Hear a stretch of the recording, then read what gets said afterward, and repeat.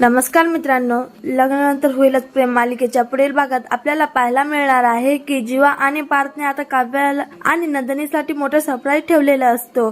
तर हळदी समारंभात जीवा आणि पार्थने त्यांचे सरप्राईज ओपन करणार असतात। इकडे हॉलमध्ये आता नंदिनी आणि काव्याची एंट्री झालेली असते।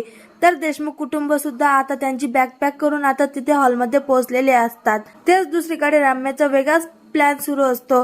ज्या ठिकाणी पार्थ आणि जीवाची हळद कुठली जात असते ना, त्याच ठिकाणी आता रम्या स्वतःची हळदी सुद्धा टाकते।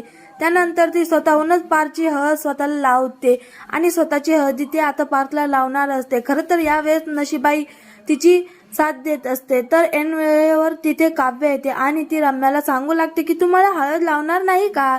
आणि रम्या जेव्हा पार्थला हळद लावणार असते ना, तेव्हा तिचा हात घेऊन स्वतःलाच हळद लावते आणि त्यावेळेस पार्थ ती हळद आता काव्याला लागते। इकडे रम्याला खूपच राग येतो आणि ती मनातल्या मनात म्हणते की तू काव्या कितीही प्रयत्न कर, पण यावेळेस ना नियती माझ्या सोबत आहे। काही झालं तरी ती माझं लग्न पार्थ सोबत होणारच आहे।